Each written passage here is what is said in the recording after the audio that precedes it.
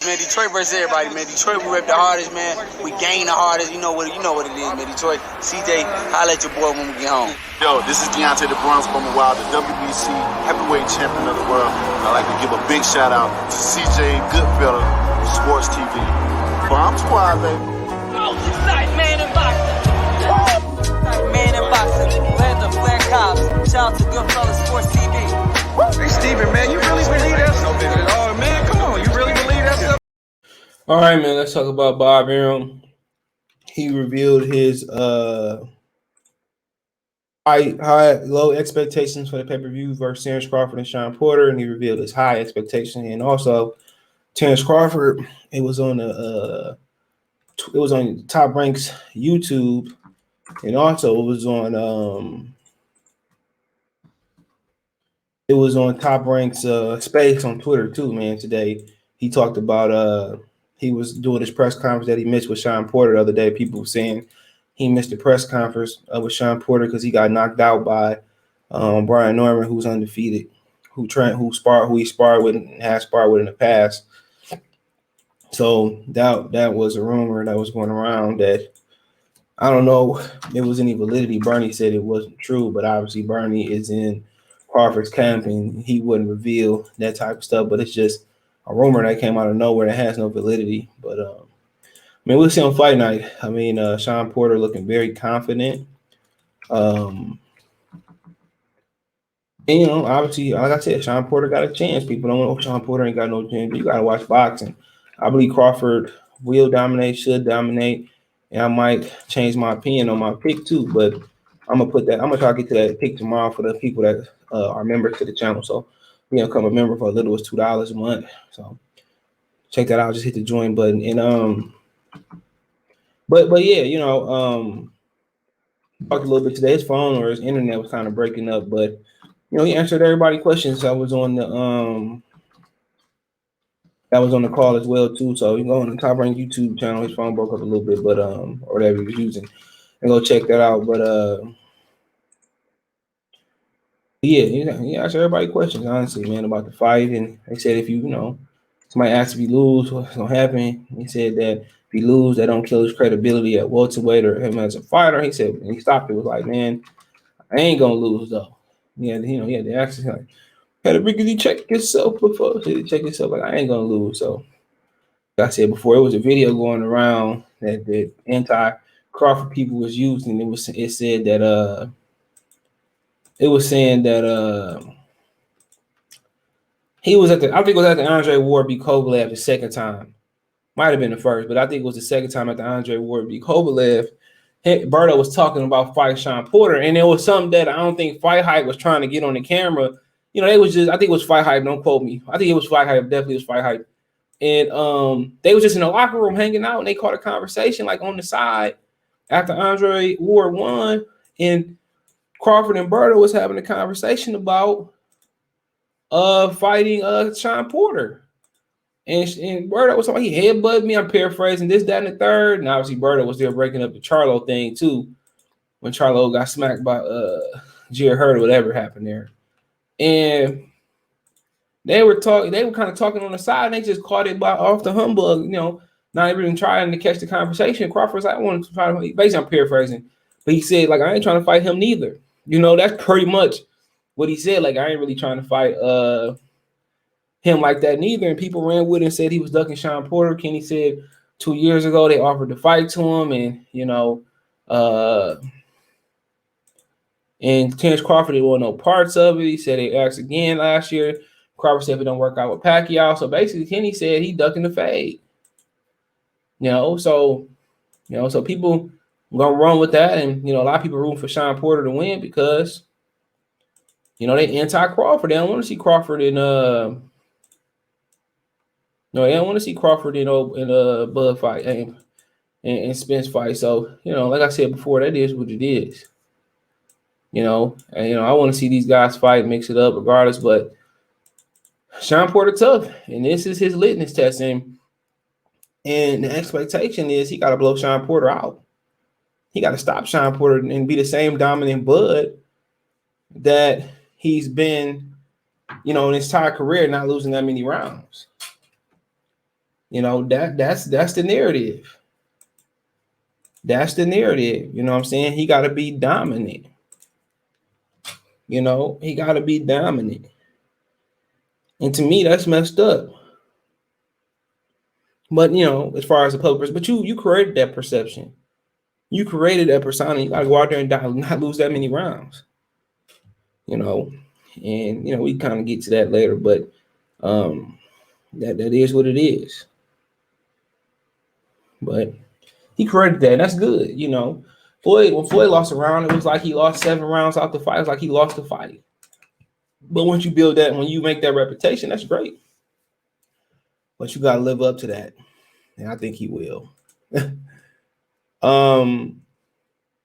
But Bob Arum envisions as low as 500,000, as high as 1.5 pay-per-view sales for Crawford Porter. Okay, he says that Bob Arum foresees a big fight at the box office for Crawford and Shawn Porter, Terence Crawford, Shawn Porter. The Hall of Fame promoter and founder of Top Rank is pleased with the increased interest in the upcoming WBO welterweight title fight, which takes place November 20th exclusively on ESPN Plus pay-per-view. So you only can order it through ESPN Plus. I don't think you can order it through your cable provider. He said, at last count, less than 100 tickets remain as a sellout crowd has become expected for the Michelob Ultra Arena in Vegas. That's at the Maryland base where Devin Haney fought Jorge Linares at.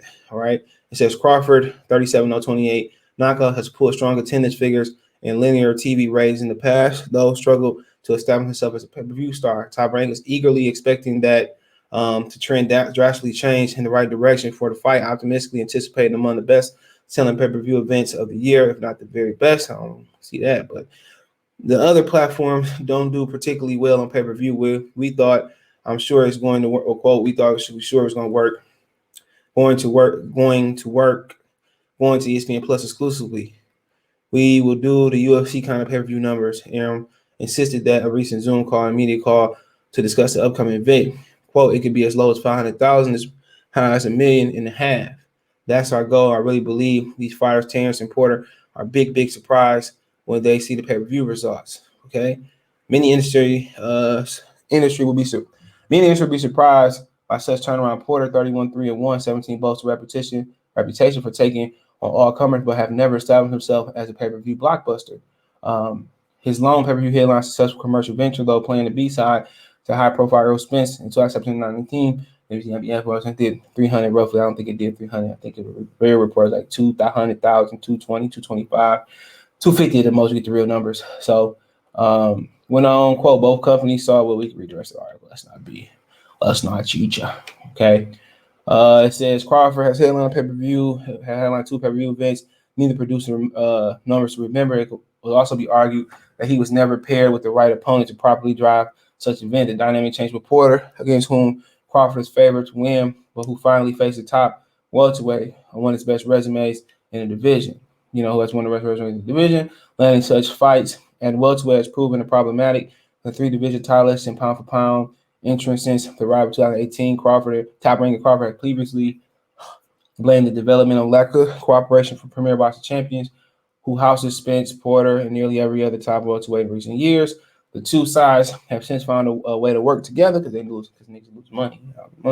Do big business together, specifically a third installment of the heavyweight championship trilogy between Fury, 31-0-1, 22 knockouts, and Tyson Deontay Wilder, 42-1, 41 big knockouts. Crawford and Porter was ordered by WBO with the fight threatening to hit the purse bid before the deal was reached.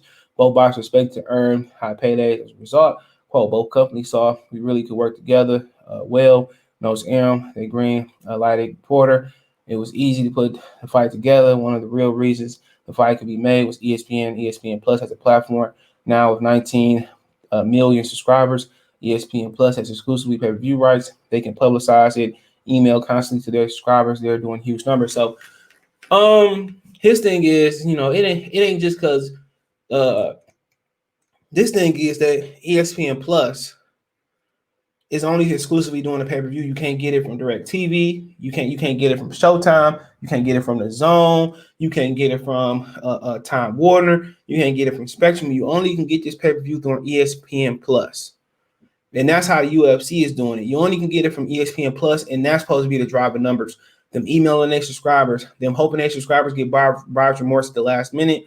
You know, they're marketing directly to their subscribers. They don't have to market through TV anymore. They don't have to market through, even though they should market through commercials and stuff of that nature. They still should do that, but they don't have to market to Fox, to Showtime, to ESPN, to Showtime, to CBS Family, and then with Paramount Plus, they can directly market and promote to their subscribers. And then come fight week, they've been probably emailing and marketing on ESPN Plus app. I just was watching Plus for Terence Crawford and Quarter today. But now they think is, I got 19 million subscribers. I had their emails. I had their contact information. They tune in to watch. We have commercials on fight week. On ESPN Plus, we have commercials whenever you're watching. So that's the thing. You know, they're marketing to 19 million subscribers that they have. And also they can market to the Hulu subscribers. They can market to the Disney Plus subscribers. You know, they're marketing to everybody. And then on fight week, the icing on the cake is Fox, ESPN, CBS, Showtime, Nickelodeon, NFL, CBS from Thursday Night Football, Monday night. That then come fight week, you just hammering the nail all the way through now. You drilling it right through. You put the nail or the screw in there, and now you're just drilling it in there. So I get what he's saying, but and then you don't have no issues about the pay-per-view numbers as far as waiting how late they coming out neither. You know, they're gonna inflate the numbers too, but yeah, being honest, I don't see 500 to 1.5K. I don't see nowhere. I'm looking more around the 200, 150 variety, 250 variety. If you had to be nice, I'm gonna say 100 to 250. In my honest opinion, probably gonna be around 175, 200,000. Because Terence Crawford ain't been marketing himself. He don't come from a big area. You know, I don't know if he went to the Nebraska game. He's been advertising at the Nebraska games. You know, sometimes you got to market out your pocket. And he's not a marketable person. His family more marketable than he is. They talk cash shit, and they're really cool too. Bernie Denboer did the best marketing. Bernie should be the dude who headed marketing, but you know, when you facing your toughest challenge in a lot of people's opinion, I'm gonna be focused too, because if you don't perform like people expect you to perform, you have a hiccup,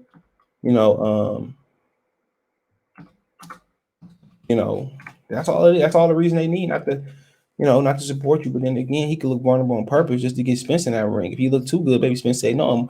In Omaha only had 475,000. Lincoln only had 283,000. I guess they closer to Mount Iowa, they only had 215,000. So he don't have that market behind him, and that's the issue. He don't have that power market behind. He don't have Texas behind him. He can be associated with the Cowboys. Nebraska got one of the best fan bases there is. From years of being good, from Eric Krause to whoever else they had a lot of great players throughout their history. The Wing T, the Full House, back in those days. Even in the 90s, they was pretty good. Biggest mistake going to the Big Ten, though. But that's not a big market for population. Spence come from a big market. Porter calling Vegas his home now. Nigga, you from the Cleveland area, but you stay somewhere long enough, that is your home. So, to me, only person not doing their part is Terence Crawford. And that's the honest truth. I'm going to be real. Just because I like you don't mean I won't be objective. Shit. If you want somebody to kiss your ass, it ain't me. You my son, you ain't my nephew, you ain't my cousin, you ain't my uncle, you ain't my closest friend. Just being real. He hasn't done his part. But guess what? You could do your part and get your ass whooped. You could be focusing on the show and not the business. My James Brown voice. The business is handling Shawn Porter. If you don't handle Shawn Porter, everything you built up in capital and promotion, that's just gonna be your downfall, and he's gonna clown you on social media with memes and stuff of that nature. So people gotta understand that. I'd rather him be focused on the fight than promoting the fight. Because your hands gonna do your talking. When the highlights is when you done fighting, you knock them out, you decision them, you do something sweet, that shit gonna go viral. People gonna be asking who Terence Crawford is. Get him an interview with GQ, get him an interview with, Sway in the Morning. That's what they should be doing. But with COVID, I understand. But, like I said, we have to wait and see, man. And the best remedy for all this is winning and having an exciting fight. So he probably one of the most exciting fighters you'll see. You don't really see too many bad fights from him. That's why him and Smith is anticipated still, because they don't have bad fights. The only boring fight I've seen from Terence was probably the Cleveland fight. And that really wasn't his fault. He said that's Red's favorite fight. So close Red's favorite. So we'll see. But it is what it is. Let me know what you guys think. Find me on Twitter, Facebook, Instagram. If you have a business question, inquiry, response, video request, My social media links in the description. Twitter's passed away, and Facebook and Instagram on social media description. By the way, if you want to advertise your channel, business question, inquiry, sponsor, video question, want to make a financial donation, Cash App, CJ Good 313, Venmo, CJ Good 313, PayPal link description. Best way to donate. Thumbs up, share, subscribe to the channel. Next to the subscribe button is the bell icon. Hit notification on the bell icon. Be sure to take notification call out our video. Check the box and news playlist. Go to a playlist.